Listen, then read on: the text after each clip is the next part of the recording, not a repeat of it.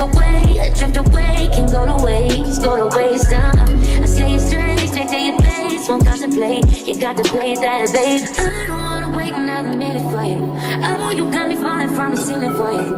Knew it from the start, there was no limit to you. Hey, what's up, guys? It's Kiara, and I'm back with another video. And today we're going to talk about 16 and pregnant.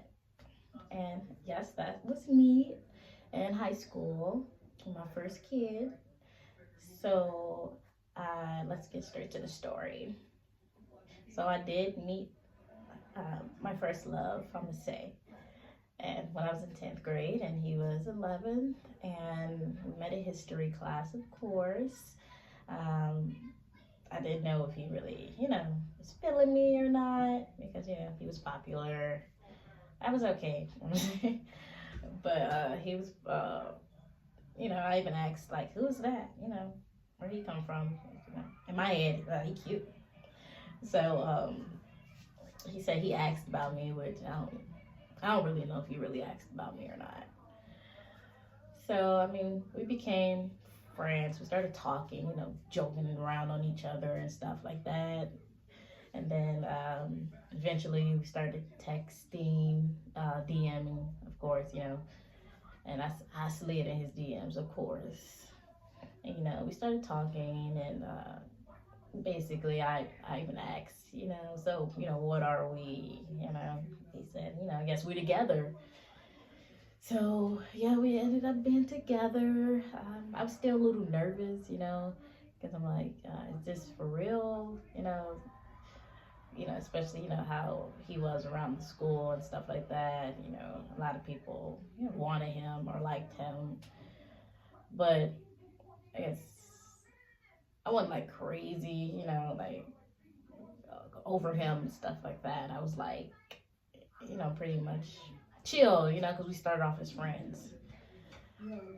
But then, like, even our first kiss, we were so hesitant, like, in each other's faces, because in my head, I'm like, did he want to kiss me, or I don't know, people was watching too, and I was like, oh my gosh, I don't even think we kissed, and then I think we texted later on that day, and was like, okay, maybe tomorrow, being kids and stuff.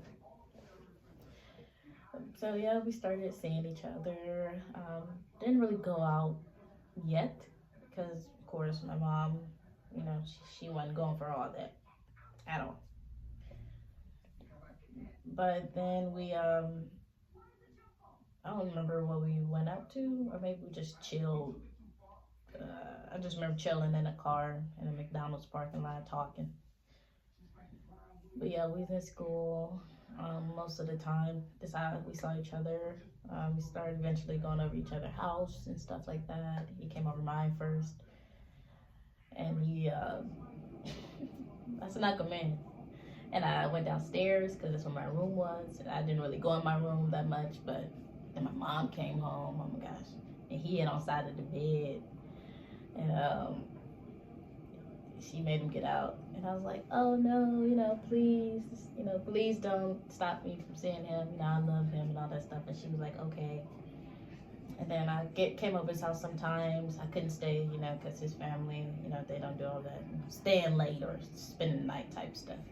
My mom didn't either. So I used to just go back home, or he drive me back home or stuff like that. And yeah, eventually I got pregnant, because we met in 2015. We started going out in December that 2015, December 1st. And then I got pregnant when I was 16. So the next year, I think I was like nauseous all the time, but I didn't know. I'm like, I thought, like, when I got hot, I got nauseous, so I didn't know. But he was like, oh, you pregnant? I'm like, no, I'm not. Maybe I was in denial or something like that. I didn't know, so I was like, no, I'm not, I don't think that's true type stuff. And then went to the doctor to, like, try to get the double shot.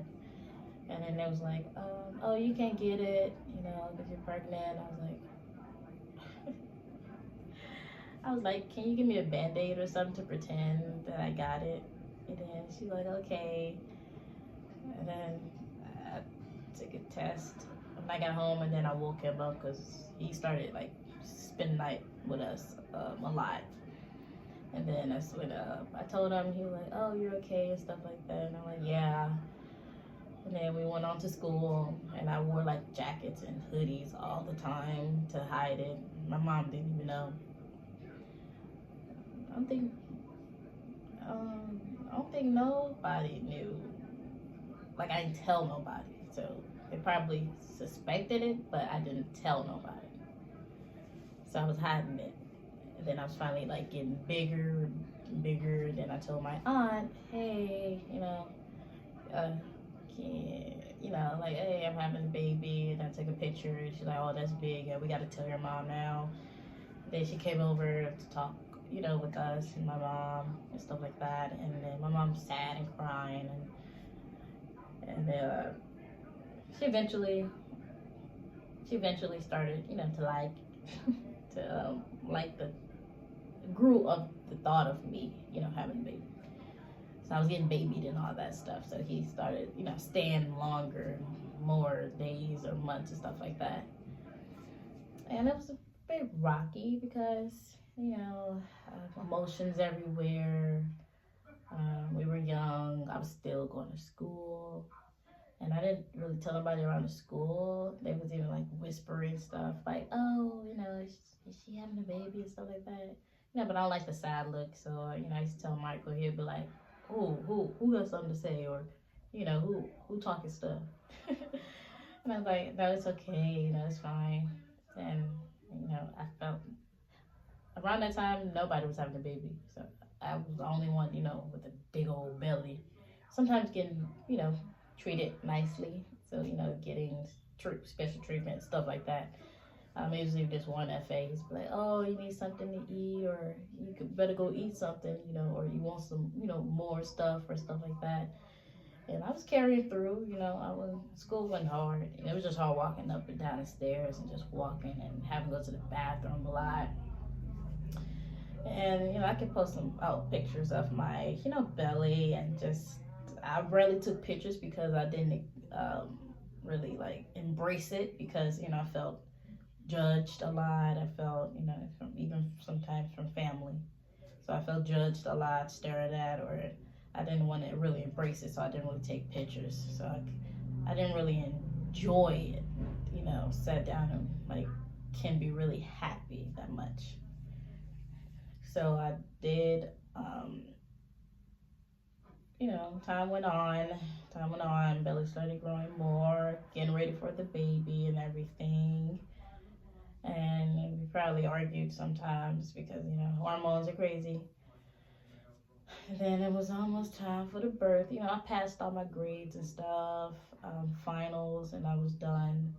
And that's when I was a junior. So I was done with school. Was I junior? Oh, hold on.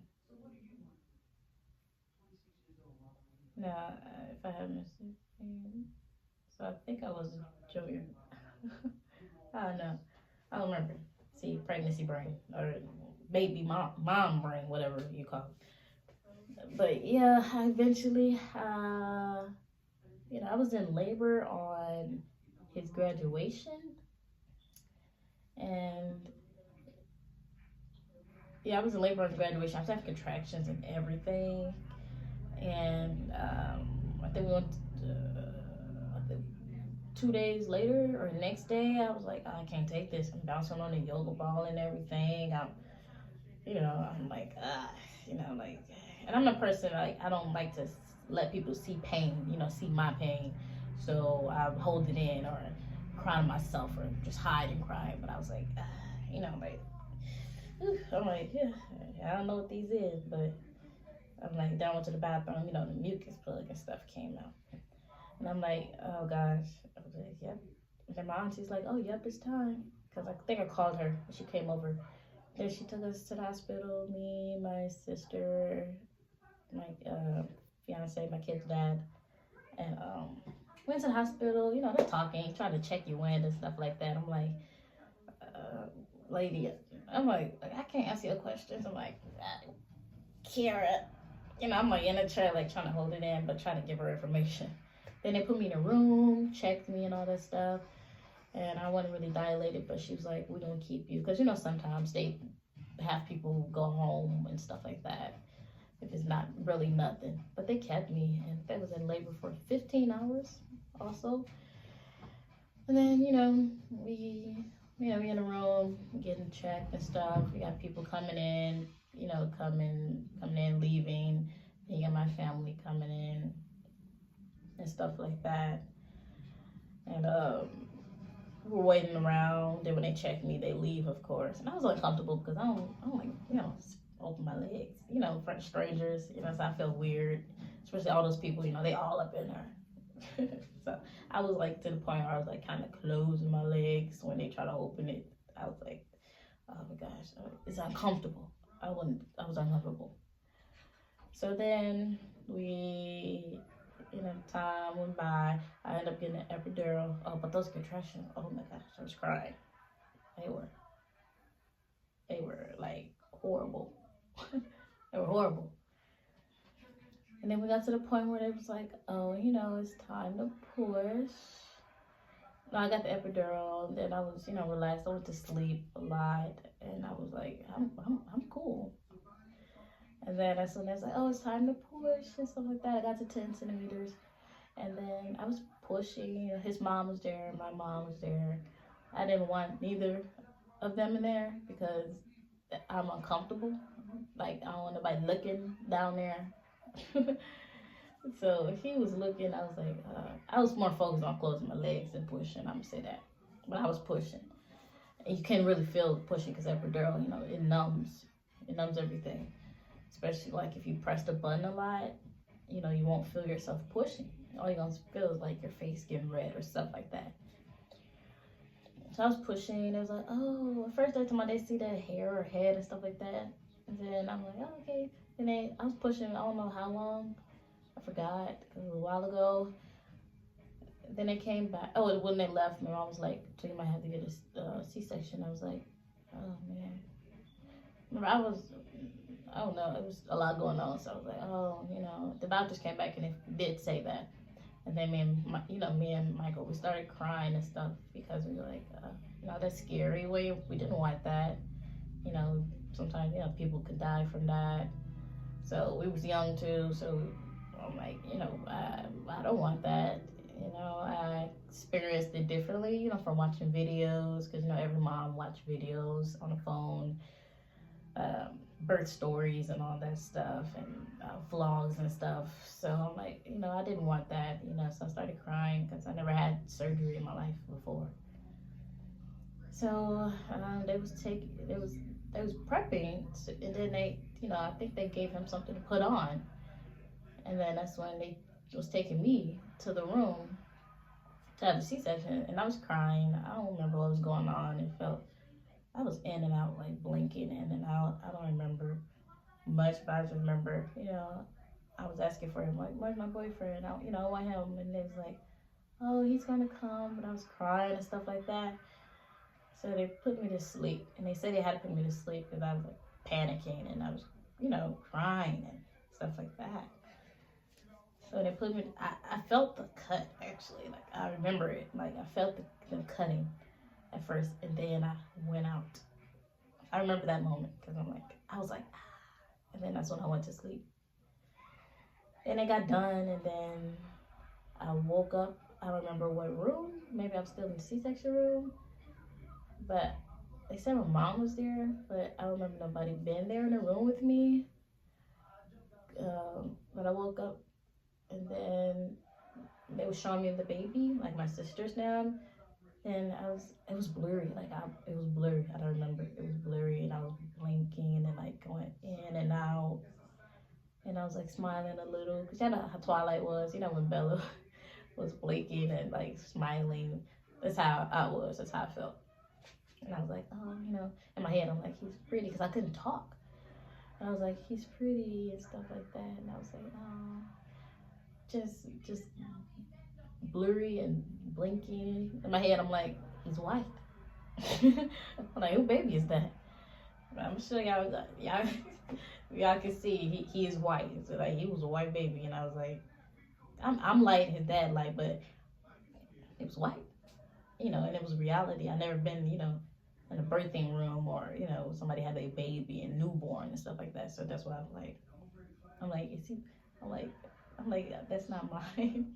But I wasn't talking, it was in my head. And then I went back out. Then I woke up in a room. And then I was sad because I'm like, you guys got to hold him before me. So I was sad because I went through skin to skin. Every mom, got the birth story and skin to skin, dad in the room, cut the cord and all that stuff. So it didn't turn out how I wanted it to turn out. And I was able to hold him, and then they told me what happened with Michael. While Michael wasn't there, apparently, I don't think they wouldn't let him in, and he was angry. I don't know if he was yelling or not, but they kicked him out the hospital. And he came the next day, finally, and he brought me some roses and grapes. So I was happy.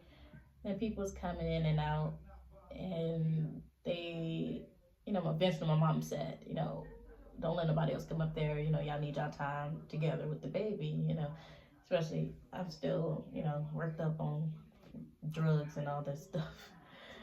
And I was tired, I was tired. Oh my gosh. So we just in the hospital together. I think eventually we got mad at each other too. We weren't even talking. He left, and then I felt alone and stuff. But he ended up coming back. But yeah, Michael, he was, my first boy. I wanted a girl. I'm gonna say that at first because when one's supposed to find out the gender, I was sad because I felt like, no, you get what you want. You want a boy, I want a girl. Because if I'm carrying it, I wanted a girl because I'm like, that's not fair. You don't have to go through this. At least I can get what I want. So I wanted a girl. But then everybody named Michael Jr., and I'm like, I don't know if it's a black people thing or not, but putting a forceful opinions on stuff or making you try to do stuff, or why he should be, or you should, or is his name gonna be my? I'm like, so that's annoying when people do that. So I had to name Michael Jr. because I was forced, and I was young too. So and I kept getting annoyed. I don't do confrontation and stuff like that. So I was annoyed of that too. So eventually, we had the baby and we went home. They set up everything, moved my room up to the top, like upstairs because I had the C-section. It was pretty hard getting around, especially in the hospital. I never had that. So I was sore, can't lift up, can't move around. They gave me that like waist trainer, white band thing you wear around your belly to hold everything in. And they gave me that, and it was pretty tough. Especially walking around the house and lifting up and down in the bed. I was crying because I'm like, I can't move. I can't even lift up to hold my baby. I think I cried because of that, because I'm like, I can't hold him for long because my belly hurts, so all the muscles. So I was like, upset too. But Michael. He was my best friend. He still is, but when he's a baby, other guys, I ain't want nobody to hold him. I want to keep him all for myself. But the C-section, yeah, I did. I don't know, because I'm a picture should be up here about my belly. My belly was huge, so it did stretch me out a lot. It stretched me out. Like, I don't know if I need like a tummy tuck or nothing, but he stretched me out. He was pretty big.